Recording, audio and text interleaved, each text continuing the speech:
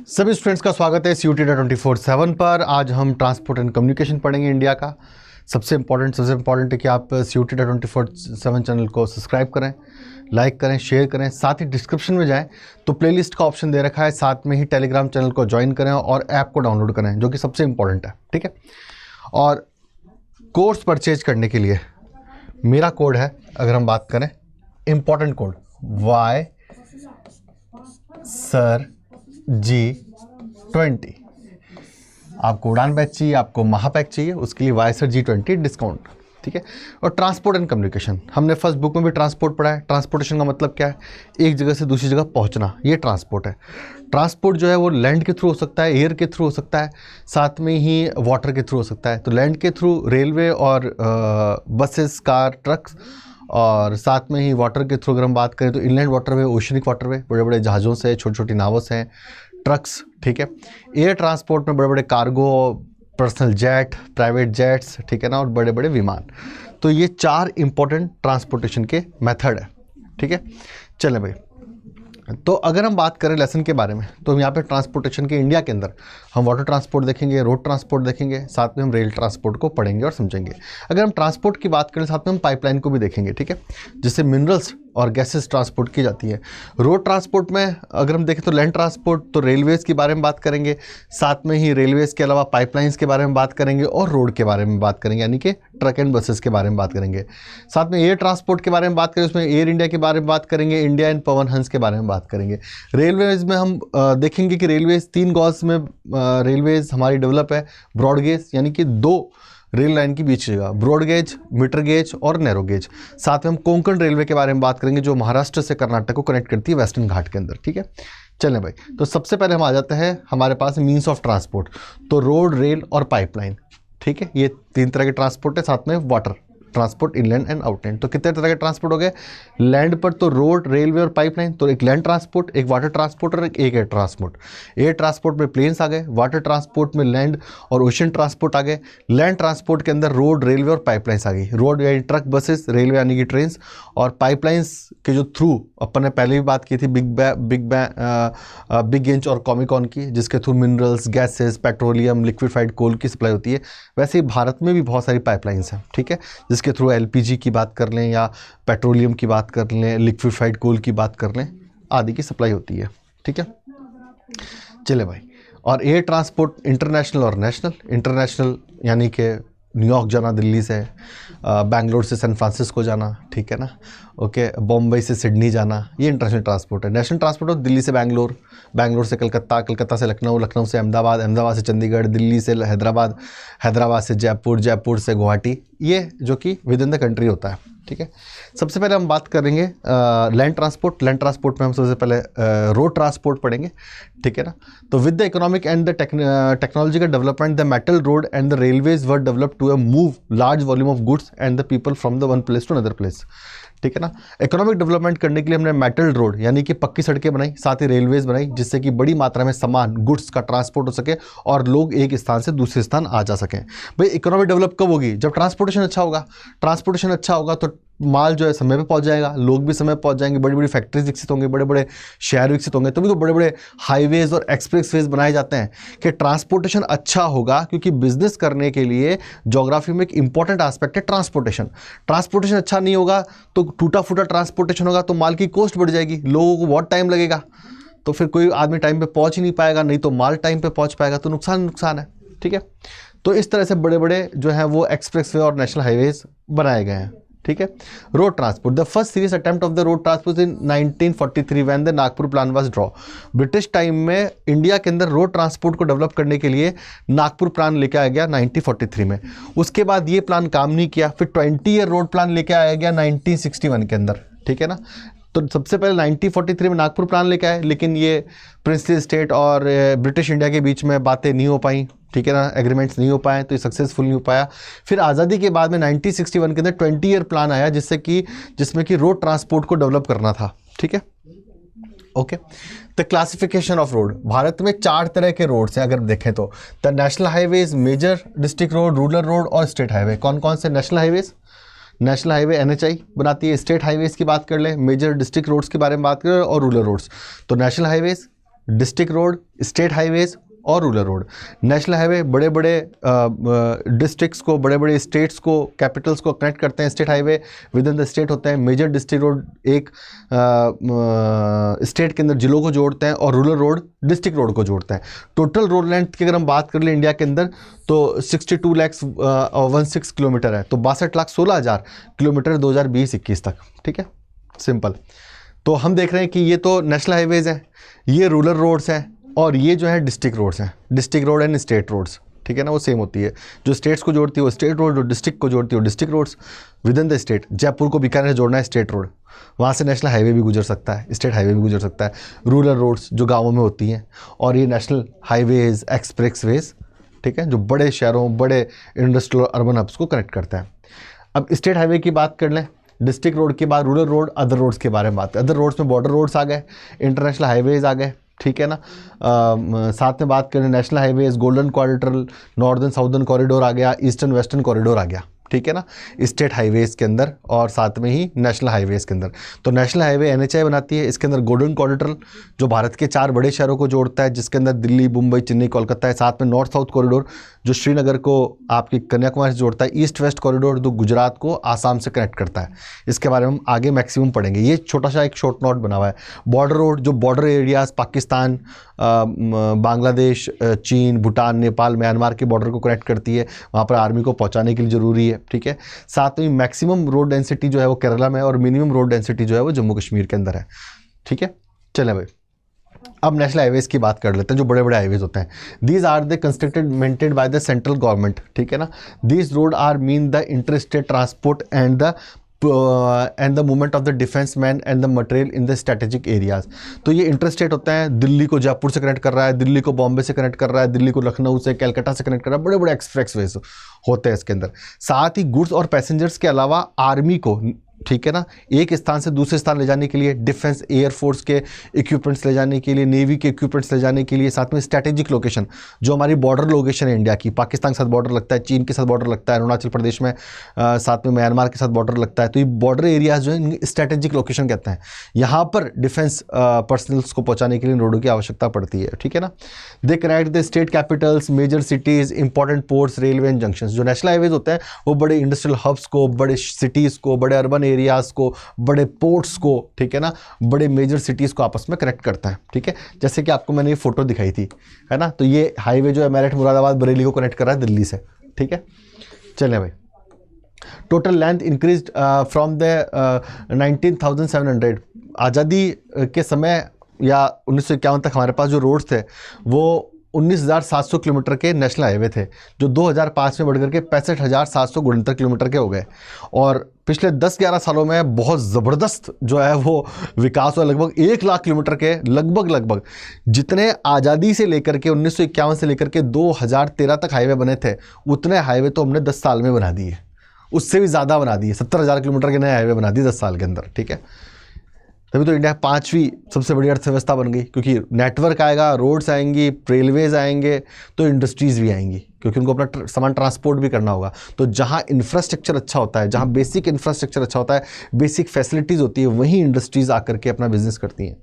The constitute 2%। अभी भी जो नेशनल हाईवेज है वो केवल 2% ही हैं, और ये 2% हाईवे 40% जो है वो ट्रैफिक को हैंडल करता है। ट्रैफिक का बोझ बहुत है, क्योंकि इंडिया में 140 करोड़ लोग हैं, इतना बड़ा देश है, ठीक है ना। तो ट्रैफिक भी बहुत होगा, डिमांड भी बहुत होगी ट्रांसपोर्टेशन की। तो जो 1,36,440 किलोमीटर के जो नेशनल हाईवेज़ हैं, उनके वो टोटल जो 62 लाख के जो रोड्स हैं उनमें से केवल 2% है, और ये 2% रोड 40% जो है वो ट्रैफिक को लोड को झेलते हैं, ठीक है। The national highway authority of India, तो it was the operationalize in the 1995 के अंदर इसको बनाया गया, ठीक है ना। It has the responsible for the development of the maintenance and operation of the national highway. ये जो है वो नेशनल हाईवेज़ को डेवलप करना, उनको ऑपरेशनल बनाना और उनको जो है उनकी मेंटेनेंस करना, साथ में उनका ब्यूटिफिकेशन करना, ये सब NHAI के हाथ में होता है, ठीक है। किसके हाथ में होता है? NHAI के हाथ में। The national highway development projects, सबसे इंपॉर्टेंट है गोल्डन क्वाड्रिलेटरल। अगर मैं गोल्डन क्वाड्रिलेटरल की बात करूं तो बहुत बड़ा सपना था NHAI का, ठीक है ना। 1997-98 के अंदर ये जो है ये प्रोजेक्ट आया और फिर 2004-05 के अंदर ये पूरा हुआ। इसके अंदर 4 बड़े शहरों को जोड़ने की योजना थी। इसके साथ ही इसमें कई शहर थे।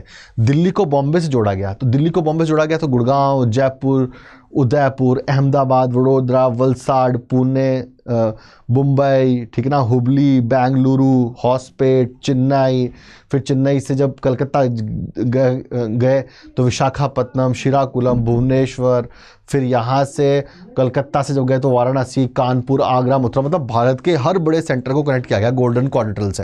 ये 4 लेन हाईवे था जो अब लगभग कुछ जगहों पर 6 लेन हो गया और कुछ जगहों पर 8 लेन हो गया है। इसको भी डेवलप कर दिया गया है, ठीक है ना। रूट नेटवर्क और साथ में बड़े बड़े पोर्ट्स भी इससे कनेक्ट है, बड़े बड़े रेलवे जंक्शन भी इससे कनेक्ट है, जिससे अच्छे से अच्छा ट्रांसपोर्टेशन मिल सके, ठीक है। तो गोल्डन क्वाड्रिलेटरल, इसको स्वर्णिम चतुर्भुज कहते हैं। It was the 5846 kilometre length with the 4 और 6 lane with the high density traffic corridor. It connect the metro cities like Delhi, Mumbai, Chennai and Kolkata.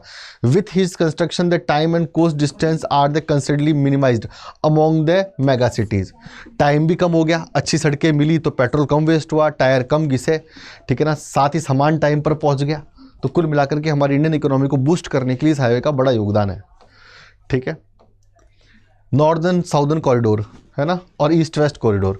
Northern southern corridor की बात करें तो श्रीनगर से लेकर के और ठेठ कन्याकुमारी तक नॉर्दर्न साउदर्न कॉरिडोर 4016 किलोमीटर का, और भी ज़्यादा इसकी लेंथ बढ़ गई अब तो, ठीक है।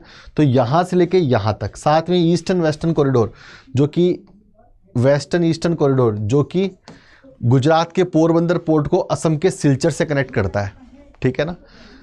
ये दोनों के दोनों हाईवे एक दूसरे को झांसी में काटते हैं, ठीक है।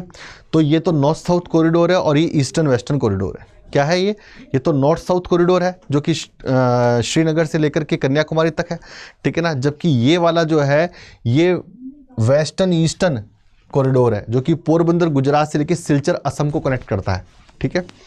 चलो पढ़ लेते हैं क्या कुछ है इसके अंदर। The connect the Srinagar Jammu and Kashmir with the Kanyakumari in Tamil Nadu. There is the 1 loop line connect the Salem and Cochin. एक लूप लाइन निकाली गई अलग से जो सेलम और कोचीन, लूप लाइन को क्या मतलब है, सेलम और कोचीन को कनेक्ट करता है। ये लूप लाइन दिख रही है आपको, सेलम और कोचीन को ये कनेक्ट करता है, ठीक है। साथ में 4076 किलोमीटर का है ये हाईवे। कितने का है अगर हम बात करें, 4076 किलोमीटर का ये हाईवे है, ठीक है ना। कुछ पुरानी बुक्स के अंदर अगर हम बात करें तो 4016 किलोमीटर भी इसकी लंबाई लिखी हुई है ना एनसीईआरटी के अंदर ही, 4016 किलोमीटर की भी इसकी लंबाई लिखी हुई है एनसीईआरटी में। ईस्ट वेस्ट कॉरिडोर की बात करें, it connect the Silchar to Assam with the Porbandar Gujarat. It total length is 3640 kilometre. Total length कितनी है इसकी, 3640 किलोमीटर। और ये हाईवे जो है वो किसको कनेक्ट कर रहा है, अगर हम बात करें इस हाईवे की, अगर हम बात करें तो किसको कनेक्ट कर रहा है ये पोरबंदर से सिलचर को कनेक्ट कर रहा है बच्चों। किसको कनेक्ट कर रहा है, पोरबंदर से सिलचर को जो है वो कनेक्ट कर रहा है। पोरबंदर से सिलचर को जो है ये कनेक्ट कर रहा है, ठीक है, ओके। तो 3640 किलोमीटर का है। नेक्स्ट, तो ये श्रीनगर से लेकर के और तमिलनाडु तक, कन्याकुमारी तक एक लूप लाइन निकाली गई है जो केरल को कनेक्ट कर रही है। ये 4016 किलोमीटर का हाईवे नॉर्थ साउथ कॉरिडोर है। ये ईस्ट वेस्ट कॉरिडोर है, 3640 किलोमीटर का है। ये पोरबंदर गुजरात से सिलचर को कनेक्ट कर रहा है, ठीक है। चलें भाई आगे बढ़ जाते हैं। ग्रांड ट्रंक रोड सबसे इंपॉर्टेंट है ना।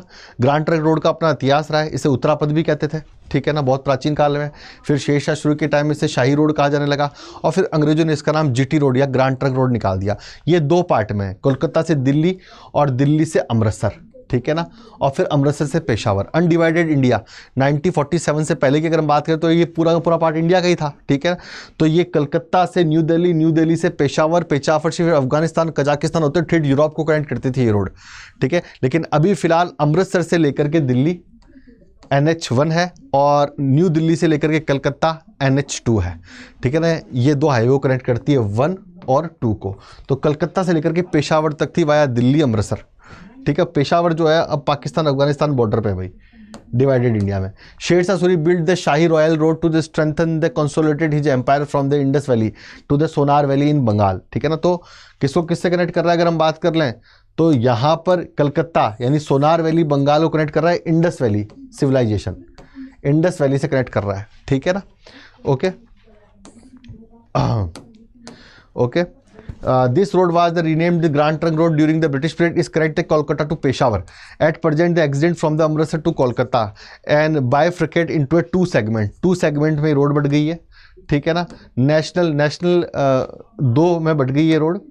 National highway number 1 Amritsar to Delhi और national highway 2 Delhi to Kolkata. तो जैसा मैंने बताया कि ये 2 भागों में बढ़ गई है.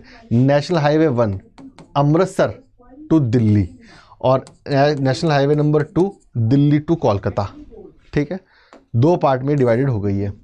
बात करते हैं स्टेट हाईवे की क्या होती है. They are the constructed and the maintain by the state government. भाई national highway central government maintain करती है और state highway state government maintain करती है, ठीक है ना. जैसे NH होता है ना, वैसे SH होते हैं state highway. They are connect the state capital with the districts. जो स्टेट कैपिटल होती है उनको डिस्ट्रिक्ट से कनेक्ट करता है. जैसे आपके लखनऊ स्टेट कैपिटल है तो बहुत सारे आपके डिस्ट्रिक्ट होंगे, बरेली होगा, कानपुर होगा, ठीक है, वाराणसी होगा. उनको जो कनेक्ट कर रही है स्टेट कैपिटल से वो स्टेट रोड्स हैं, ठीक है ना. साथ में ही the headquarter and other important towns, these road are the connected to the national highways से कनेक्ट है. और ये टोटल रोड जो है 62 lakhs उसका 4% है. It constitute 4% of the total road length in the country. तो 4% है ये. 2% कौन से नेशनल हाईवे, 4% जो है वो स्टेट हाईवे है, ठीक है ना. स्टेट कैपिटल्स को स्टेट के अदर पार्ट से कनेक्ट करती है. District roads they connect the district headquarters and other important town and district. तो आपका कानपुर है, कानपुर के पास में कोई इंपॉर्टेंट टाउन होगा उससे जो कनेक्ट करती है रोड. या आपका डिस्ट्रिक्ट फाजिल्का अबोहर है पंजाब में, या जयपुर डिस्ट्रिक्ट में आप रहते हो और जयपुर डिस्ट्रिक्ट के पास चोमू है, या जयपुर डिस्ट्रिक्ट के पास में फागी है, कोई गांव है, कोई टाउन है, उसको कनेक्ट करने वाली रोड जो होती है वो डिस्ट्रिक्ट रोड होती है. साथ में डिस्ट्रिक्ट्स को भी कनेक्ट करती है, ठीक है ना. तो ये रोड जो है 14% है. 2% नेशनल हाईवे, 4% स्टेट हाईवे है और 14% जो है आपके डिस्ट्रिक्ट रोड्स हैं. और जो रूरल रोड्स हैं वो डिस्ट्रिक्ट रोड को भी कनेक्ट करती हैं, स्टेट रोड को भी कनेक्ट करती हैं और साथ में नेशनल हाईवे को भी कनेक्ट करती हैं. रूरल रोड्स जो गांव हाईवे पे है वो नेशनल हाईवे को कनेक्ट करेंगी, जो गांव किसी डिस्ट्रिक्ट हेडक्वार्टर में है वो डिस्ट्रिक्ट रोड को और स्टेट रोड को कनेक्ट करेगी. तो 80% जो है वो रूरल रोड है इंडिया में. तो 62 lakhs में से 80% तो रूरल रोड है, 40% डिस्ट्रिक्ट रोड्स हैं, 2% नेशनल हाईवे है और 4% स्टेट हाईवे है, सिंपल मैनर में, ठीक है. नेक्स्ट बॉर्डर रोड की बात कर लेते हैं. बॉर्डर रोड का मतलब क्या है, ये जो इंडिया का जो पूरा का पूरा एरिया है बच्चों, ठीक है ना. अगर हम बात करें ठीक है, अगर हम बात करें यहाँ पे तो ये बॉर्डर एरिया है अपना पूरा, ठीक है ना. ये पूरा का पूरा अपना जो है ये बॉर्डर एरिया है, ठीक है ना. ये पूरा का पूरा अपना बॉर्डर एरिया है. मैंने ऊपर की लाइन खाली क्यों छोड़ दी, क्योंकि ये पार्ट जो है आधा पार्ट POK के पास में और बाकी पार्ट अक्साई चीन, सियाचिन तो इंडिया के पास में, बाकी पार्ट जो है अक्साई चीन जो है वो चाइना के पास में, हाजी लंगर अक्साई चीन, इसलिए नीचे से निकाल दिया मैंने, ठीक है ना. ये LOC है और ये LAC है. Line of actual control China के साथ में, लाइन ऑफ कंट्रोल जो है वो पाकिस्तान के साथ में. साथ में रेड क्लिफ लाइन भी है जो पाकिस्तान के साथ में, साथ में मैकमोहन लाइन चाइना के साथ में. तो चाइना के साथ में 2 तरह के बॉर्डर बनने और पाकिस्तान के साथ भी 2 तरह के बॉर्डर बनने. तो जो बॉर्डर पे जो रोड्स बन रही हैं स्ट्रैटेजिक लोकेशंस के लिए, आर्मी को पहुंचाने के लिए, इक्विपमेंट्स पहुंचाने के लिए, उन्हें बॉर्डर रोड ऑर्गेनाइजेशन का जो इस्टेब्लिशमेंट है BRO का जो इस्टेब्लिशमेंट है वो 1960 में हुआ, बॉर्डर एरियाज में रोड बनाने के लिए. पाकिस्तान, अफगानिस्तान के साथ हमारा इनडायरेक्ट बॉर्डर लगता है, चाइना, म्यांमार, भूटान, नेपाल के साथ जो रोड्स लगती हैं उन्हें बॉर्डर रोड ऑर्गेनाइजेशन इस्टेब्लिश करता है, बनाता है, डेवलप करता है, मेंटेन करता है, ठीक है. तो 1960 the constructed road along with the northern and southern boundary of the country exclusive for the defence strategic. It has the constructed road in the higher latitude, बड़े बड़े एल्टीट्यूड माउंटेन्स, लद्दाख के अंदर, कश्मीर के अंदर, अरुणाचल प्रदेश, तवांग, सिक्किम में रोड बनती है, ठीक है ना. The undertakes snow clearance in the high altitude areas. जो high altitude areas like Jammu Kashmir, Ladakh, Himachal Pradesh, Uttarakhand, Arunachal Pradesh, आपका सिक्किम, यहाँ पर बर्फ़बारी भी होती है. और बहुत BRO, एक बात कहूँ, सच्चे अर्थों में देशभक्त ऑर्गेनाइजेशन है, बहुत काम करता है BRO, ठीक है ना. BRO जो है एक तरह से ये मान लो कि एक तरीके से स्टील बोन है BRO इंडिया की, ठीक है ना, बहुत इंपॉर्टेंट है. अब देखो जोजिला पास लगभग 12,000 फीट के ऊपर रोड बना रखी है, ट्रक आ रहा है सामान लेके, बहुत ज़्यादा मेहनत करते हैं लोग भी, ठीक है. चलें भाई, द इंटरनेशनल हाईवे जो कंट्रीज को कनेक्ट करता है, लाहौर अमृतसर इंटरनेशनल हाईवे है, ठीक है ना. Dhaka to Calcutta international highway है. Nepal India highway international highway है, ठीक है ना. वो इंटरनेशनल हाईवेज होते हैं. यूरोप में, अमेरिका में इंटरनेशनल हाईवेज बहुत होते हैं, ठीक है ना. जो पेरिस को लंदन से कनेक्ट करा है international highway. It is the promote the harmonious relationship with the neighbouring country by providing the effective link with the India. है ना। तो पाकिस्तान के साथ भी है, अमन सेतु, बांग्लादेश के साथ भी रोड बनी हुई है। वैसे तो ये लोग लायक नहीं है, लेकिन फिर भी कोशिश तो करनी पड़ती है, क्या पता लायक हो जाए। The distribution of the road, the what is mean by the density of the road. Density of road का मतलब क्या होता है? It refer the total length of the road 1 square kilometre के अंदर, उसे डेंसिटी ऑफ द रोड कहते हैं, ठीक है ना। It is not evenly distributed. Road जो डिस्ट्रीब्यूशन है भारत में वो इवनली डिस्ट्रीब्यूटेड नहीं है। Density of road varies from the state to state. जिस स्टेट में ज़्यादा डेवलपमेंट है, जिसकी गवर्नमेंट ज़्यादा मोटिवेटेड डेवलपमेंट के लिए, वहाँ पर ज़्यादा रोड्स होती हैं। जहाँ ज़्यादा मोटिवेट नहीं होती वहाँ कम रोड होती है। साथ में टेरेन का भी इम्पैक्ट पड़ता है। लद्दाख, जम्मू कश्मीर में टेरेन बहुत टफ है। अब तो वहाँ बहुत रोडें बन गई, मतलब जैसा हाईवे दिल्ली में नहीं वैसा हाईवे लद्दाख में अब तो ऐसे हालात हैं, ठीक है ना। अब तो हमने 19,000 फीट तक रोड बना दी, ठीक है ना। जो उमलिंगला पास है, BRO ने उमलिंगला पास तक हाईवे बना दिया, जिसकी एग्जिट ऊंचाई 19,300 फीट है, जो कि एवरेस्ट बेस कैंप से भी ऊंचा है, ठीक है ना। वहाँ तक सड़कें बना दी हैं, ठीक है ना। स्टेट टू स्टेट जो है बहुत है। जम्मू कश्मीर में जो है 10.48 किलोमीटर है, ठीक है ना। जो अगर हम इसकी डेंसिटी देखें तो जम्मू कश्मीर में कम है, केरला में ज़्यादा है। नेशनल एवरेज जो है वो 75.42 किलोमीटर है, ठीक है ना, पुराने आंकड़ों के अनुसार। Density of the road is the high in the northern state. Northern state जितने भी हैं इंडिया के, अगर हम बात करें लाइक हरियाणा, लाइक पंजाब, है ना, पंजाब, हरियाणा, दिल्ली, राजस्थान, यूपी, ठीक है ना। यहाँ पर it due to the nature of the terrain, जहाँ पहाड़ी हिली एरियाज़ होंगे, माउंटेन्स होंगे, वहाँ टफ होगा, क्योंकि हिली माउंटेन एरियाज़ में बारिश ज़्यादा होती है, लैंडस्लाइड ज़्यादा होती है, साथ में रोड बनाना भी बहुत टफ है, तो रोड डेंसिटी कम होती है। लेकिन अब तो बहुत बना दी, अब तो नेक्स्ट लेवल पर है अपन। The Himalaya region, northern eastern region, Madhya Pradesh and Rajasthan, road density is very low. अब राजस्थान में रोड डेंसिटी बढ़ गई है। It due to the extreme climate and undiluted topography, है ना, टफ है, इस वजह से रोड नहीं बन पाते हैं। अब बात करते हैं रेल नेटवर्क की। किसकी बात करते हैं? अब बात करेंगे रेल नेटवर्क की। रेल नेटवर्क इंडिया के लिए बहुत इंपॉर्टेंट है। ब्रिटिश 1853 में रेल लेके आए, ठाणे से मुंबई उन्होंने ट्रेन को चलाया। उसके बाद रेल नेटवर्क लगातार बढ़ता ही गया। ब्रिटिशर्स ने अपने फ़ायदे के लिए रेल बनाई थी, बिजनेस करने के लिए, आर्मी को कहीं पर भी आंदोलन वहाँ भेजने के लिए। लेकिन धीरे धीरे ये ट्रेन जो है ये हमारी एकता को एक सूत्र में बांधने का काम किया। साथ में आज रेलवे इंडिया के ट्रांसपोर्टेशन में बहुत इंपॉर्टेंट है, ठीक है। तो रेलवेज़ की बात करते हैं हम लोग। रेलवेज़ जो है इंडिया में 3 तरीके की होती हैं। कितनी तरीके की होती है? 3 तरीके की होती है, ठीक है ना। इसमें ब्रॉड गेज होती है, जो कि बड़ी लाइन्स होती हैं, मीटर गेज होती है, छोटी लाइन, और नैरो गेज जो पहाड़ों में चलती है। कालका, शिमला है, दार्जिलिंग है, माथेरान रेलवे है, नॉल, ठीक है। तो 3 तरह के गेज होता है अगर रेलवे की अगर हम बात करें तो, ठीक है। तो rail transport, the India has the biggest network of the rail in the Asia. It facilitate the movement of the both freight and passenger. Freight मतलब सामान की ढुलाई होती है, बहुत सारा सामान जो है वो मालगाड़ियों में जाता है, और पैसेंजर्स भी जाते हैं, ठीक है ना। The first railway line was constructed between the Bombay and Thane in 1853, ovarian distance of the 34 kilometre, है ना। और वैसे दुनिया की फर्स्ट रेलवे 1825 में चली थी, डार्लिंग टू स्टॉकहोम। कहाँ पर? स्टॉकटन। कहाँ पर? ब्रिटेन के अंदर, ठीक है।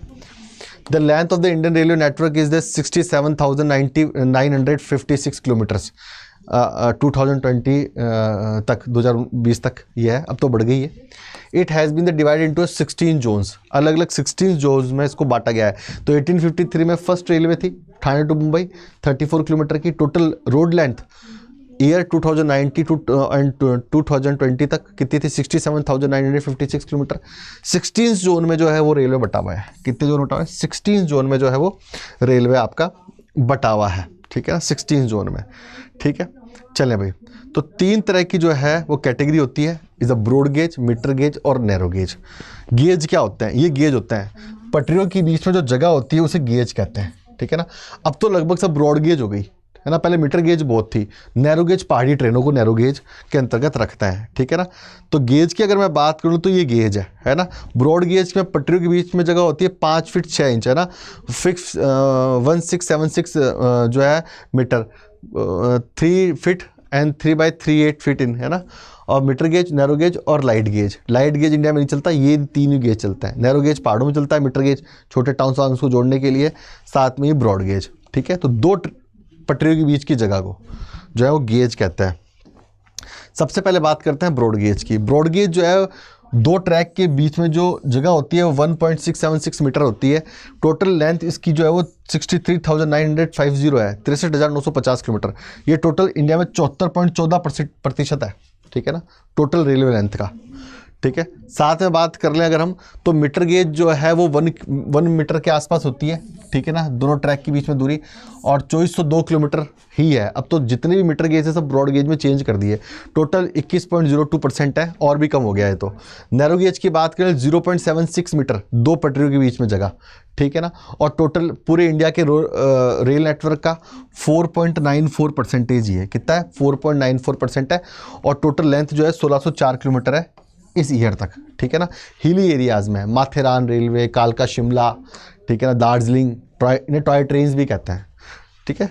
ओके, चले भाई, तो गेज का मतलब समझ गए ना, 2 पटरियों के बीच में जगह। यहाँ तो 1.6 मीटर है, यहाँ 1 मीटर के आसपास, और यहाँ 1 मीटर से भी कम, ठीक है। ओके, 1 मीटर से भी क्या हो जाएगा? कम हो जाएगा। चले भाई, चलो भाई, ठीक है। हाँ, अब बात कर लेते हैं most significant development has been the developed of the Konkan railway, ठीक है ना। कोंकण रेलवे की बात करते हैं, जिसके बारे में मैंने आपको भी एक बहुत सुंदर चित्र दिखाया था। कोंकण रेलवे का ही चित्र है। भारत में सबसे ज़्यादा खूबसूरत रेलवे अगर है तो कोंकण रेलवे। बहुत सारे ब्रिजेज़ हैं, झरने हैं, गुफाएँ हैं। महाराष्ट्र के रोहू से लेकर के मैंगलोर कर्नाटक को कनेक्ट करता है वेस्टर्न घाट के अंदर। बहुत ही सक्सेसफुल और अपने आप में एक अजूबा है दुनिया का ये रेल नेटवर्क, ठीक है। चलें भाई, तो इसके बारे में बात करते हैं, ठीक है ना। चलो भाई, तो most significant development has been development of Konkan railway along the western coast, providing a district link, direct link to Mumbai to Mangalore, ठीक है। It was constructed in 1998 with the total length of 760 kilometre. They connect the Roha in Maharashtra to Mangalore, ठीक है। It crosses the 146 rivers streams, nearly 2000 bridges and 91 tunnels. देख रहे हो, 146 नदियाँ और streams, 2000 bridges cross करती है, 91 टनल्स क्रॉस करती है। The Asia largest tunnel which near by 6.5 kilometre along with this route. Asia की सबसे लंबी जो टनल है, रेलवे टनल, वो यही है, ठीक है। चलें भाई, ये रहा इसका रूट मैप। ये ठेठ मुंबई के रोहू से शुरू होता है, ठीक है ना, और ठेठ जो है वो मैंगलोर तक, अरेबियन सी के साथ साथ महाराष्ट्र, गोवा, कर्नाटक के मैंगलोर तक की रेलवे लाइन आती है, ठीक है ना। वेस्टर्न घाट को कनेक्ट करती है अरेबियन सी के साथ साथ। बहुत ब्यूटीफुल है वेस्टर्न घाट। वेस्टर्न घाट को सह्याद्री भी कहा जाता है इन शॉर्ट, ठीक है। चलें भाई, समझ में आ गई बात। अब बात करते हैं वाटर ट्रांसपोर्ट की, कि असल में वाटर ट्रांसपोर्ट क्या है और इसका क्या सिग्निफिकेंस है। वाटर ट्रांसपोर्ट की चर्चा करते हैं। वाटर ट्रांसपोर्ट, आपको इससे पता है कि दुनिया का सबसे सस्ता ट्रांसपोर्ट जो है वाटर ट्रांसपोर्ट है। फ्रिक्शन नहीं होता, सबसे सस्ता ट्रांसपोर्ट है। साथ के अंदर ही बल्क के अंदर माल ले जाने के लिए वाटर ट्रांसपोर्ट की बहुत ज़रूरत पड़ती है। इसके लिए डिस्क्रिप्शन के अंदर प्लेलिस्ट का लिंक दे रखा है। हमने वाटर ट्रांसपोर्ट के कॉन्सेप्ट जो है वो first book human fundamental of human geography में हम लोग जो है पढ़ चुके हैं। साथ ही वाटर ट्रांसपोर्ट शुरू करने से पहले मैं आपको बता दूं, आप चैनल को लाइक करें, शेयर करें, सब्सक्राइब करें। साथ के अंदर ही डिस्क्रिप्शन के अंदर प्लेलिस्ट दे रखी है, वहाँ पर मैं फर्स्ट बुक कंप्लीट करा चुका हूँ, साथ में क्वेश्चंस भी कराएं। साथ ही इनके अगर नोट्स चाहिए तो आप CUT.24/7 के टेलीग्राम चैनल पर जाओ, वहाँ पर आपको इनकी नोटशीट मिल जाएंगी। साथ में ही डिस्क्रिप्शन में ऐप का लिंक दे रखा है, आप ऐप डाउनलोड करें, या फिर गूगल प्ले स्टोर पे जाएं या ऐप स्टोर पे जाकर के अड्डा 24/7 का ऐप डाउनलोड करें, ठीक है ना। ऐप डाउनलोड करें, जैसे आप ऐप डाउनलोड करेंगे इस तरह का खुलेगा। ऑल कोर्सेज पे जाएं, ऑल कोर्सेज पे जाकर के आप जो है वो जाएँ UG PG एंट्रेंस पे, फिर CUT UG पे जाएँ, फिर CUT महापैक पे जाएँ, और CUT महापैक में जाने के बाद व्यू ऑल पर जाएँ, ठीक है ना। व्यू ऑल पर जाने के बाद आप जो है CUT महापैक पे जाएँ, ठीक है ना। और महापैक पर जाने के बाद आप बाय नाउ पर क्लिक करें और कोड लगाएं YSIRG20, अप्लाई कर दें, ठीक है ना। क्या कोड है? YSIRG20 कोड है। और 14,000 अगर हम बात कर लें तो 14,939 रुपये का आपको पड़ेगा। लगभग 3,000 से ज़्यादा रुपये का डिस्काउंट मिल रहा है YSIRG20 कोड लगा करके। क्या है सर इस महापैक के अंदर? 2 फायदे हैं। 12th की तैयारी तो हो ही जाएगी, प्लस CUT कंप्लीट तैयारी हो जाएगी, प्लस रिवीजन हो जाएगा। क्या हो जाएगा? रिवीजन हो जाएगा। सबसे इंपॉर्टेंट बात है, unlimited test paper, unlimited revision classes, unlimited batches, जितने भी बैचेस आएंगे सब आपको मिलेंगे। साथ में ही आपको मिलेगी मेंटरशिप टॉपर्स की और हमारी। साथ में डाउट सेशंस मिलेंगे, बुक्स इसके अंदर मिलेंगी, और जितने बैचेस लॉन्च होंगे उन सब में आपको ऑटोमेटिक फ्री एंट्री मिल जाएगी। 14,939 रुपये का है। तो 12th की भी हो रही है, CUT की तैयारी हो रही है, और साथ में 4 डोमेन दे रहे हैं। 4 डोमेन कौन से? ज्योग्राफी, पॉलिटी पढ़ाएंगे मोइन सर, हिस्ट्री पढ़ाएंगे अनीता मैम, प्रिंस सर पढ़ाएंगे आपको इकोनॉमी, और मैं पढ़ाऊंगा आपको ज्योग्राफी। 4 डोमेन मिल गए। साथ में GT प्लस लैंग्वेज, GT के अंदर GK, क्वांट और रीजनिंग, और लैंग्वेज में हिंदी और इंग्लिश। क्या कुछ मिल रहा है? अनलिमिटेड टेस्ट मिलेंगे आपको, अनलिमिटेड टेस्ट। तो साथ में प्रैक्टिस पेपर बैच भी फ्री मिलेगा इसके अंदर आपको, रिवीजन बैच भी फ्री मिलेगा आपको। इसमें जितने बैचेस आएंगे वो फ्री मिलेंगे। रेगुलर क्लासेस होंगी इसके अंदर, daily live plus recorded class. जो बच्चे लाइव देख पाएंगे, रिकॉर्ड देखेंगे। डेली DPP, यहाँ तो अनलिमिटेड टेस्ट पेपर मिल रहे हैं आपको, DPP भी मिल रही है, ठीक है ना। डाउट सेशंस अलग से होंगे, हर वीक डाउट सेशन। साथ में revision batch plus paper practice batch आपको इसमें फ्री मिल रहा है। साथ के अंदर ही आपको जो है इसमें बुक भी मिल रही है। क्या मिल रही है? बुक्स भी मिल रही हैं। और हमारी मेंटरशिप और टॉपर से भी आपको हेल्प मिलेगी, जो हमारे रहे हैं YASHWARDHAN यशवर्धन SINGH@adda247.com। ये मेरी email ID है, ठीक है ना। ये मेरी क्या है? ये मेरी email ID है। तो इसमें भी आप संपर्क कर सकते हैं मुझसे, ठीक है। चलें भाई, YSIRG20 कोड याद रखना, इतने का पड़ेगा। अगर आप 12th बोर्ड का अलग से लोगे, CUT का अलग से लोगे, 21,000 का पड़ेगा। और अनलिमिटेड बैचेस भी नहीं मिलेंगी, ना रिवीजन बैच मिलेगा, ना प्रैक्टिस पेपर बैच मिलेगा, ना ही अनलिमिटेड टेस्ट पेपर मिलेंगे, ना ही बुक मिलेंगी। लेकिन इस महापैक को लोगे तो सब पेपर, सब बैचेस में एंट्री तो मिलेगी। साथ में unlimited book, unlimited paper, revision batch, revision में हम कराएंगे, और पेपर प्रैक्टिस बैच भी आपको इसमें मिल जाएगा। YSIRG20 कोड लगा करके 14,949 रुपये, मतलब 39 रुपये में, और 3100 रुपये का डिस्काउंट भी है इसमें आपको, ठीक है ना। चले भाई, YSIRG20 कोड को आपको याद रखना है, बस चमत्कार होना शुरू हो जाएगा। वाटर ट्रांसपोर्ट की बात करें तो सबसे सस्ता है ना। चलो भाई, water transport, the mode of transport both passenger and cargo traffic, बहुत इंपॉर्टेंट है, ठीक है। दुनिया भर का ट्रांसपोर्ट जो है, अगर हम बात करें खास करके गुड्स ट्रांसपोर्ट जो है, कार्गो भी कहते हैं, फ्रेट भी कहते हैं, गुड्स भी कहते हैं, सबसे इंपॉर्टेंट है सामान का ट्रांसपोर्ट जो होता है वो बहुत सस्ते में हो जाता है, ठीक है ना। The cheapest means transport and most suitable for the carrying a heavy and bulky material, million of tons के अंदर सामान जा सकता है। It is a fuel efficient and eco friendly mode of the transport. Fuel efficient है क्योंकि पानी में लहरें होती हैं, फ्रिक्शन नहीं होता है, तो कम फ्यूल खर्च होता है, ठीक है। हाँ, लेकिन समुद्र के इकोसिस्टम के लिए ख़राब है, कई बार तेल का रिसाव हो जाता है, जहाज़ डूब जाते हैं, तो जो ओशनिक इकोसिस्टम है वहाँ पर थोड़ा नुकसान पहुँचता है, लेकिन ओवरऑल बहुत ही फ़ायदेमंद है। दिख रहा है आपको जहाज़, और ठीक है ना। तो ये 2 तरह के, 2 भागों में ये बटा होता है, ठीक है ना। कितने भागों में बटा होता है ये अगर हम बात कर लें तो ये 2 भागों में बटा होता है, ठीक है ना। 2 भागों में, एक होता है इनलैंड वाटरवे और एक होता है ओशनिक वाटरवे।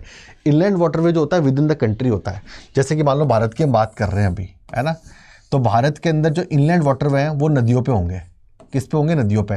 जैसे नेशनल वाटरवे नंबर 1 है गंगा पर है, नेशनल वाटरवे नंबर 2 है ब्रह्मपुत्र पे है, नेशनल वाटरवे नंबर 3 है वो केरला इधर है, नेशनल वाटरवे नंबर 4 है वो कावेरी कृष्णा गोदावरी को कनेक्ट करता है, ठीक है। तो नदियों के अंदर विद इन द कंट्री के भीतर ही होंगे इनलैंड वाटरवे। ओशनिक वाटरवे होंगे मुंबई से लंदन वाया अरेबियन सी, सुएज कैनाल होते हुए, पोर्ट के थ्रू होंगे, उन्हें ओशनिक वाटरवे बोलेंगे। तो इनलैंड वाटरवेज की अगर हम बात कर लें तो it was the chef mode of the transport before the invent of the railway, है ना। The mode of the transport, ठीक है ना, main mode of the transport before the invent of the railway. The faces through the competition from the road and railway transport. Inland waterway जो है इतने successful नहीं रह गए इंडिया में अब, क्योंकि रेल और रोड से उसको सीधा जो है वो कंपटीशन करना पड़ रहा है, और इनकी तुलना में क्योंकि धीरे पहुंचते हैं जहाज और ये, तो जल्दी ट्रेन पहुंच जाती है, इससे रेलवे से इनलैंड वाटरवेज को, ओशनिक वाटरवेज को नुकसान नहीं है, इनलैंड वाटरवेज को बहुत नुकसान पहुंच रहा है। The diversion of the river water irrigation purpose made them non navigational in this course, ठीक है। अब क्या, नदियों के पानी का इस्तेमाल इरीगेशन के लिए भी हो रहा है, पीने के लिए भी हो रहा है, इंडस्ट्री में भी हो रहा है, तो नदियों के पानी की जो डेप्थ है वो कम है, गहराई, ठीक है ना। साथ में बहुत सारे बांध बना दिए, तो जो जहाज और बजराज हैं वो आराम से चल नहीं सकते, और पानी दूसरी जगह जा रहा है, इस वजह से इनलैंड वाटरवे इतने सक्सेसफुल नहीं हो पाए इंडिया में, ठीक है। तो ये कुछ इनलैंड वाटरवे हैं। नेशनल वाटरवे नंबर 1 जो कि इलाहाबाद से होता हुआ आपके किसको कनेक्ट करता है? हुगली को। National waterway number 1 1620 kilometre. National waterway number 1 जो ब्रह्मपुत्र पे सादिया से धुबरी को जोड़ता है, सादिया अरुणाचल प्रदेश से धुबरी असम को कनेक्ट करता है। साथ में अगर हम बात कर लें नेशनल वाटरवे नंबर 3 जो कि वेस्ट कोस्ट पे है, कोलम से कोटपुरम केरला के अंदर। फिर नेशनल वाटरवे नंबर 4 की बात करें, गोदावरी कृष्णा को कैनाल से कनेक्ट करता है, गोदावरी कृष्णा कावेरी को, ठीक है ना, तो नेशनल वाटर नंबर 4। साथ में नेशनल वाटर नंबर 5 की बात कर लें तो ये जो है ये ब्राह्मणी और महानदी डेल्टा के ऊपर है, ठीक है। और नेशनल वाटर नंबर 6 की बात कर लें तो बराकर रिवर के ऊपर है, ठीक है ना, कहाँ है, मणिपुर बराकर रिवर पर, ठीक है, ओके। मिज़ोरम, बराकर मणिपुर मिज़ोरम की सीमाओं के साथ में। तो ये जो है इंपॉर्टेंट वाटरवेज हैं। अब फैक्ट्स पढ़ लेते हैं। They are the two type of the inland waterways and oceanic waterway, the cheapest of the mode transport, the competition confirmed way and railways, water diversion river sources and the lens navigable. The total 14,500 kilometre of the navigable waterways. तो भारत में कितने navigable waterways हैं, कितने kilometre लंबे, 14,500 kilometre लंबे, ठीक है ना। द अकाउंट ऑफ द 1%, ठीक है ना, it consist of the river, canal, back water and Crick's. The 5685 km navigable rivers are available. The 2000 kilometer actually used the canal are the controlled by the inland waterway authority, ठीक है ना। चलें भाई, तो transport waterway, inland waterway और oceanic waterway. Inland waterway में national waterway number 1 Ganga नदी के ऊपर है, Allahabad to Haldia. National water number 2 Brahmaputra नदी पर है, Sadiya to Dhubri. National water number 3 है कोटपुरम से Kollam Kerala. National water number 4 है गोदावरी कृष्णा रिवर। और नेशनल वाटर नंबर 5 है ब्राह्मणी और मैतेई रिवर पर, ठीक है। और ओशनिक वाटरवे तो इंटरनेशनल वाटरवे जिसमें Atlantic ocean, Pacific ocean, Indian ocean के थ्रू जो है वो ट्रांसपोर्ट किया जाता है, सिंपल, ठीक है। तो in India the 14,500 metres navigable waterway and it is the contribute the 1% of the country transportation. It is the carried out through the river, canal, back water and creek for the development and the maintain the inland water authority setup in 1986 in the Noida. कहाँ, ये नोएडा के अंदर, ठीक है। It has the declared 3 inland waterway as the national waterway. यहाँ हम 3 की बात करें, टोटल 5 है, और वैसे अगर हम बात करें तो 111 नेशनल वाटरवेज हैं। क्या है, ऐसे नेशनल वाटरवे की टोटल संख्या कितनी है, 111, ठीक है। लेकिन मोस्ट इंपॉर्टेंट नेशनल वाटरवे की बात अगर हम कर लें तो जो है वो पहला, दूसरा, तीसरा, चौथा और 5वां मोस्ट इंपॉर्टेंट है, ठीक है ना। नेशनल वाटरवे नंबर 1 की बात करें Haldia to Allahabad. National waterway number 2 की बात कर लें between Sadiya to Dhubri. National waterway number 3 की बात कर लें between Kottapuram to Kollam Kerala. The back water of the Kerala has the special significance in the inland waterway.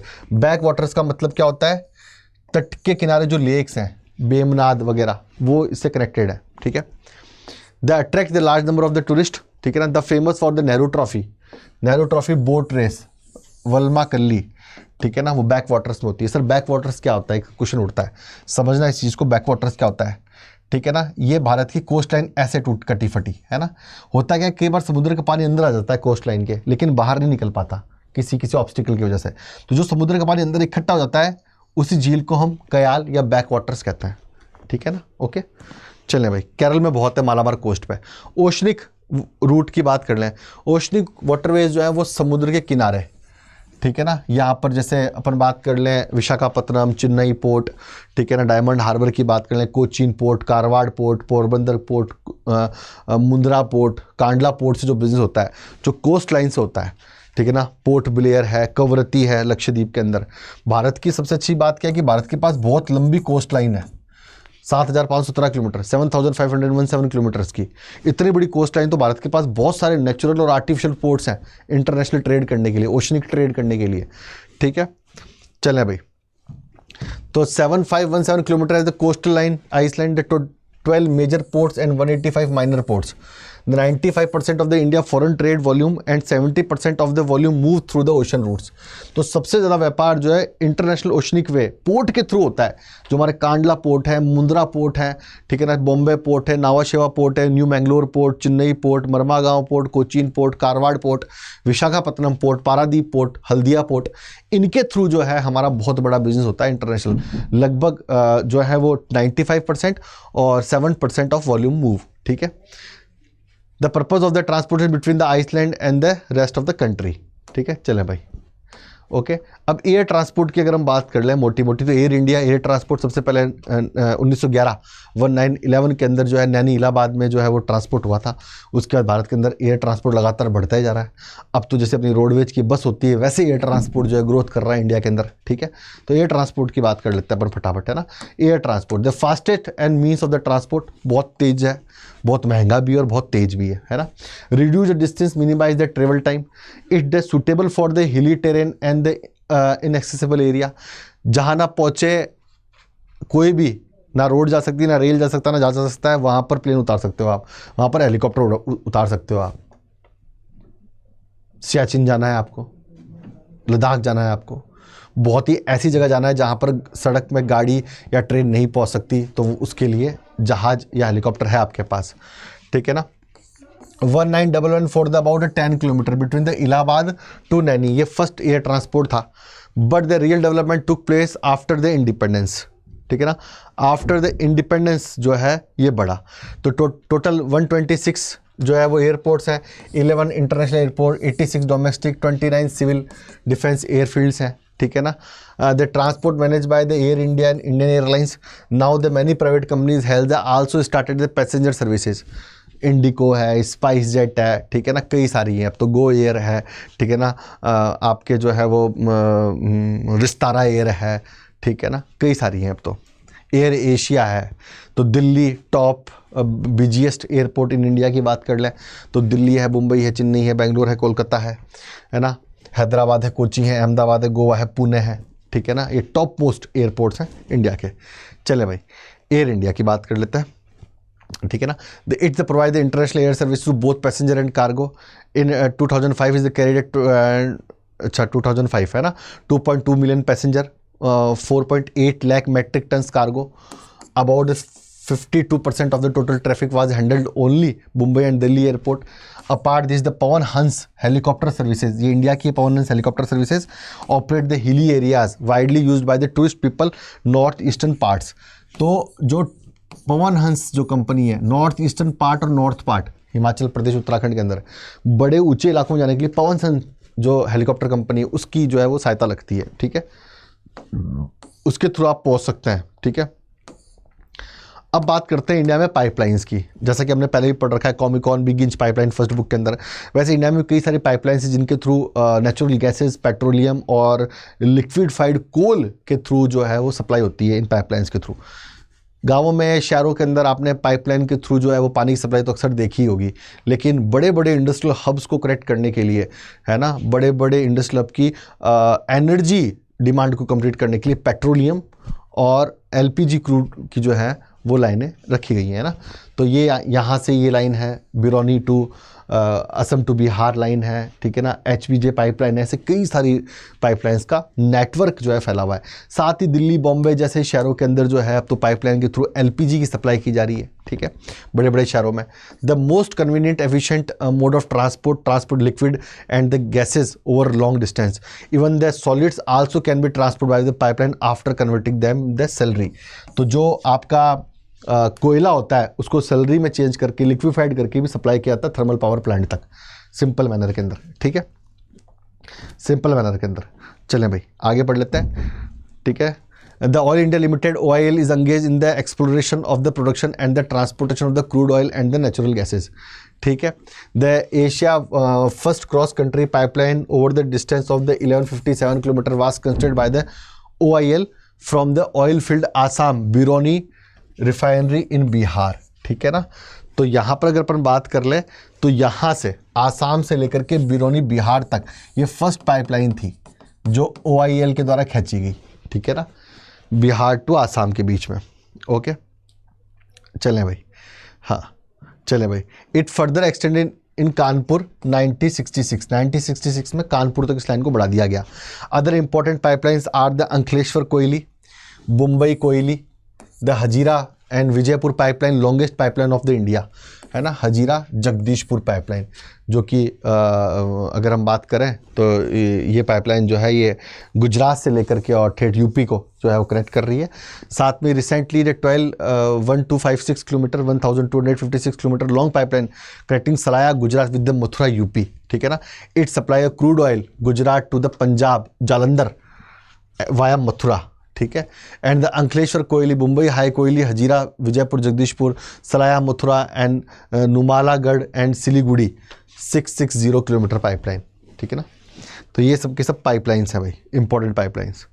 अब कम्युनिकेशंस की बात कर लेते हैं अपन। Communication is very important thing, ठीक है ना। तो एचबीजे पाइपलाइन वो बहुत लंबी पाइपलाइन है। अगर हम एचपीजे पाइपलाइन की बात करते हैं यहाँ पे, ठीक है, और इसके थ्रू जो है वो गैस, और अगर हम बात कर लें तो गैसेस की बात कर लेते हैं, ऑयल्स की बात कर लेते हैं। ऑयल मतलब मिनरल ऑयल का मतलब पेट्रोलियम, ठीक है, जिन्हें हाइड्रोकार्बन्स भी कहते हैं अपन, और साथ में सैलरी के रूप में कोयले की भी सप्लाई की जाती है, ठीक है।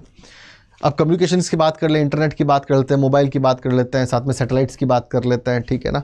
ओके चलें भाई, तो यहाँ पे बात करें तो ट्रांसपोर्टेशन कम्युनिकेशन के अंदर पर्सनल मैसेज, भाई ट्रांसपोर्ट के थ्रू तो इंसान और सामान को भेज रहे हैं, लेकिन कम्युनिकेशन के थ्रू मैसेजेस भेज रहे हैं, फैक्ट्स भेज रहे हैं, इन्फॉर्मेशन भेज रहे हैं, ठीक है ना। वीडियोज तो पर्सनल इंटरनेट है, मोबाइल पर्सनल है आपका, जीमेल पर्सनल है आपका, है ना, टेलीग्राफ पर्सनल है आपका। मास कम्युनिकेशन मतलब बहुत सारे लोगों को मैसेज भेजना, बहुत सारे मैसेज लोगों को तक फैक्ट्स और इन्फॉर्मेशन को सप्लाई करना, ठीक है ना, बहुत सारे लोगों तक, ठीक है ना, बहुत सारे लोगों तक भेजना। तो पर्सनल है इंटरनेट, ठीक है ना, ये पर्सनल है इंटरनेट, मोबाइल एंड ऑल। और मास तो बहुत सारे लोगों तक पहुंचाना। अखबार बहुत सारे लोग पढ़ते हैं, टीवी बहुत सारे लोग देखते हैं, रेडियो बहुत सारे लोग सुनते हैं, ठीक है। तो इसमें है रेडियो, टीवी, सैटेलाइट, ठीक है ना। सैटेलाइट में इनसेट है और IRS है, दो तरह के सैटेलाइट सिस्टम यहाँ पर हैं, ठीक है। चले भाई, तो personal communication is the letter, telephone, telegram, fax, email और इंटरनेट। व्यक्ति से व्यक्ति का संपर्क बनता है, पर्सनल मैसेज करते हैं ना अपन, मैं पर्सनली मैसेज भेज रहा हूँ आपको, ठीक है। मास कम्युनिकेशन की बात करें तो radio, television, cinema, satellite, newspaper, magazine and books, public meeting and seminars. अगर बहुत सारे लोगों तक आपको मैसेज पहुँचाना है, आप आज तक देखते हो, आप रेडियो सुनते हो, आप पिक्चर देखते हो, आप न्यूज़ देखते हो, बहुत सारे लोगों तक पहुँचती है, ठीक है ना। यूट्यूब आप देखते हो, ठीक है ना, बहुत सारे लोगों तक पहुँचते हैं वीडियो, ठीक है। चले भाई, ये हो गया आपका radio. The broadcasting was start in 1923। जो इंडिया में जो रेडियो की शुरुआत हुई 1923 में हुई, और उस समय से कहते हैं रेडियो क्लब बम्बई, जो आपका आज का प्रसार भारती है, आकाशवाणी है, ठीक है ना। उससे पहले क्या कहते थे, क्लब रेडियो मुंबई 1923 के अंदर। It was the change the All India Radio in 1936 and to the Akashvani in 1957, ठीक है। The All India Radio broadcast about a variety of the programmes, ठीक है ना, related to the information, education and entertainment. The special news bulletins are also broadcast at specific occasion like seasons of parliament in state legislature. आते हैं ना, parliament में क्या चल रहा है उसको दिखाते हैं, बताना, गाने सुनाना, वेदर के बारे में बताना, स्पोर्ट्स न्यूज़ देना, पॉलिटिकल न्यूज़ देना। तो 1923 में रेडियो क्लब मुंबई का आ गया, 1936 में इसे जो है वो बाद में ऑल इंडिया रेडियो का आ गया, और फिर आज़ादी के बाद इसे जो है वो आकाशवाणी का आ गया। तो सबसे पहले रेडियो क्लब मुंबई का आ गया, उसके बाद 1936 के अंदर ऑल इंडिया रेडियो कहा गया, और फिर आकाशवाणी का आ गया 1957 के अंदर, ठीक है। चलें भाई, टेलीविजन भी आ गया। The TV services will limited by the only national capital where being the 1959। तो मुंबई और दिल्ली और कलकत्ता जैसे शहरों के अंदर ही पहले टीवी था, ठीक है ना। इन 1972 the several other centre become the operational, ठीक है ना। 1972 में और भी बहुत सारे जो हैं वो सेंटर चालू हो गए। 1970 TV was the D linked all India radio air and got the separate identify the Doordarshan. DD की शुरुआत हुई, और डीडी की शुरुआत क्यों हुई, क्योंकि हमने सैटेलाइट छोड़ा, इनसेट, है ना। National television DD1 become a operation satellite communication, और फिर पूरे देश के अंदर जो है बड़े बड़े शहरों, छोटे गाँवों में, टाउनशिप्स में भी टीवी पहुँच गया, ठीक है। Okay, the satellite image can be used for the weather forecast, monitoring, natural climate surveillance for the border areas. फिर सैटेलाइट की वजह से जो हमने बहुत सारे सैटेलाइट्स छोड़े, उसके जो GPS में फ़ायदा हुआ हमको, वेदर फोरकास्ट में फ़ायदा हुआ, मौसम के बारे में बताना, क्लाइमेट्स के बारे में बताया गया, मॉनिटरिंग की गई, बॉर्डर्स की मॉनिटरिंग की गई। तो 2 टाइप जो है वो है सैटेलाइट्स के, the India remote sensing satellite system IRS और India national satellite system INSAT. 2 तरह के सिस्टम, एक तो IRS और एक इनसैट। फुल फॉर्म पूछता है, ठीक है ना, फुल फॉर्म पूछ लेता है एग्जाम के अंदर, बहुत ही इंपॉर्टेंट है भाई, बहुत ज़्यादा इंपॉर्टेंट है। तो India remote sensing satellite system IRS और India national satellite system INSAT, ठीक है। INSAT was establish in 1983 and it is the multipurpose satellite system for the telecommunication, metrological यानी मौसम के बारे में बताना, observation for the various other data program. देखते हो ना आप टीवी के ऊपर, मौसम के बारे में बता रहा है, तूफानों के बारे में बता रहा है, कम्युनिकेशन दे रहा है, सूचनाएं दे रहा है आपको, कई तरह की। 2 तरह के सैटेलाइट सिस्टम है, इसको रट्टा मार लो, Indian remote sensing system satellite IRS and Indian national satellite system INSAT. ठीक है, 2 तरह का सिस्टम है ये। कितने तरह का सिस्टम है? 2 तरह का जो है ये सिस्टम है। ठीक है, चलें भाई। In the IRS satellite system become operational with the launching IRS-1 in March 1988। India has the also develop her over launching vehicle PSLV, है ना, the polar satellite launching vehicle. अब तो अपन GSLV लॉन्च कर चुके हैं, और आपको पता होना चाहिए कि इसरो जो है वो कहीं से भी नासा से कम नहीं है। दुनिया के सबसे सस्ते सैटेलाइट लॉन्च हम ही करते हैं। तो अमेरिका, यूरोप के कई देश, इवन चाइना, जापान, ऑस्ट्रेलिया भी हमसे सैटेलाइट लॉन्च करवाते हैं। बहुत बड़ी कंपनी बन चुकी है आज इसरो, है ना। गर्व होता है सोच करके कि हम वो लोग जो कि एक दिन एक साइकिल पर एक रॉकेट लेके चले थे, उन लोगों ने इतनी बड़ी संस्था खड़ी कर दी, है ना। महान बात है ये, छोटी उपलब्धि नहीं है, बहुत बड़ी उपलब्धि है। This to collect the data transmit then the ground station for the various uses. The national remote sensing agency NRSA at the Hyderabad provide the facility for the data processing and they are the very much useful for the resources management. तो जो the national remote sensing agency जो है वो कहाँ है? हैदराबाद में। ये question पूछता है डायरेक्ट, है ना, सीधा ये क्वेश्चन पूछता है। और PSLV का फुल फॉर्म पूछता है, ठीक है ना, सिंपल है। PSLV का फुल फॉर्म पूछता है। चलो भाई, तो ये लेसन आपका क्या हो गया? कंप्लीट हो गया, ठीक है ना। मेरा जो कोड है, डिस्काउंट कोड है YSIRG20, ये मेरा डिस्काउंट कोड है। इससे आपको बेहतरीन डिस्काउंट मिलेगा, मेरी मेंटरशिप मिलेगी और मेरी 24/7 आपको हेल्प मिलेगी आपकी प्रिपरेशन में। साथ में ही ये मेरा ईमेल ID है yashvardhan.singh@adda247.com। ये मेरी ईमेल ID है, ठीक है ना, ये मेरी ईमेल ID है। इसके थ्रू आप मुझे संपर्क कर सकते हो, फिर हम नंबर का एक्सचेंज कर लेंगे, फ़ोन नंबर का, तो हम जुड़ जाएंगे हमारे ग्रुप से, ठीक है ना। लेकिन बात पहले इसके थ्रू चालू करनी है आपको। साथ में आपको ऐप डाउनलोड करना है। आप डिस्क्रिप्शन जाओ, डिस्क्रिप्शन में आप जाओगे तो आपको चैनल को लाइक करना है, शेयर करना है, सब्सक्राइब करना है। साथ ही डिस्क्रिप्शन के अंदर मेरी प्लेलिस्ट का लिंक दे रखा है, उसको जाके फॉलो करो। बहुत सारे मैंने टॉपिक्स पे क्लास ले चुका हूँ। साथ ही के अंदर आपको CUT.24/7 का टेलीग्राम चैनल ज्वाइन करना है, क्योंकि वहाँ पर इसकी नोटशीट आपको मिल जाएगी। साथ ही आपको प्ले स्टोर या ऐप स्टोर से ऐप डाउनलोड करना है, जो कि बहुत इंपॉर्टेंट है। क्या करना है? App download. तो ADDA24/7 के ऐप पे आओ, ऐप डाउनलोड करो, ठीक है ना। जैसे आपने ऐप डाउनलोड किया, ऑल कोर्सेज पे जाओ, UG PG एंट्रेंस पे जाओ, CUT UG पे जाओ, CUT महापैक पे जाओ, व्यू ऑल करो और आर्ट्स डोमेन में जाओ, बाय नाउ पर क्लिक करो और कोड लगाओ YSIRG20, अप्लाई कर दो, ठीक है ना। अप्लाई कर दो भाई, ये कोड आपको अप्लाई करना है और ये मिलेगा। महापैक ही क्यों? महापैक के फ़ायदे क्या हैं? पहली बात तो सभी बैचेज़ में एंट्री मिलेगी आपको, जितने भी बैच आएंगे, एम्बिशन आएगा, समर्थ आएगा, उड़ान आएगा, ठीक है ना। 12th के सभी बैचेज़ में एंट्री, CUT के सभी बैचेज़ में एंट्री। पहला फ़ायदा तो ये, बार-बार बैचेज़ नहीं लग रहे। दूसरा, रिवीजन बैच इसके साथ आपको फ्री मिल रहा है और प्रैक्टिस पेपर बैच आपको फ्री मिल रहा है। और रिवीजन और प्रैक्टिस पेपर कितना जरूरी है आप जानते हैं। साथ में अनलिमिटेड आपको इसके अंदर टेस्ट एक्सेसरीज मिल रही है। एक्सेस, बहुत सारे टेस्ट दो, 1000-2000 टेस्ट दे मारो, जितने टेस्ट दोगे उतना फ़ायदा है। साथ के अंदर ही आपको बुक्स इसके अंदर मिल रही है। साथ में आपको टॉपर्स की मेंटरशिप मिल रही है, जो पिछले साल के टॉपर्स हैं। साथ में आपको टीचर्स की मेंटरशिप मिल रही है 24/7, ठीक है। ये तो इसके फ़ायदे हैं। इस बैच को लेते ही आप लोगों को जो है वो लाइव प्लस रिकॉर्डेड क्लासेस दिखेंगी। डेली बैच के अंदर आपको DPPs भी मिलेंगी, डेली बैच डाउट सेशंस भी आपके होंगे। साथ में बुक्स भी आपको इस बैचेस के अंदर मिल रही है, अनलिमिटेड टेस्ट मिल रहा है। साथ में ही 4 domain plus GT plus language, ये तो आपको CUT के लिए। साथ में 12th के लिए आपको 4 सब्जेक्ट मिल रहा है। मोइन सर पढ़ाएंगे पॉलिटिकल साइंस शानदार तरीके से, अनिता मैम पढ़ाएंगी आपको हिस्ट्री, यशवर्धन सर पढ़ाएंगे आपको ज्योग्राफी और प्रिंस सर पढ़ाएंगे आपको इकोनॉमी, तो 12th में। साथ में GT, GK, quant, reasoning, language और सभी बैचेज में एंट्री। तो YSIRG20 कोड लगा करके, और मेरा ईमेल ID में बता चुका हूँ आपको, आप इस बैच को कर सकते हैं। कर लो दुनिया मुट्ठी में, तो एक छोटा कदम सफलता की ओर और एक अच्छा कॉलेज आपकी ज़िंदगी बना सकता है। तो आज जुड़े CUT.24/7 के साथ में ऐप को डाउनलोड करें और YSIRG20 कोड लगा करके अपना भविष्य अपने हाथ से लिखें। धन्यवाद।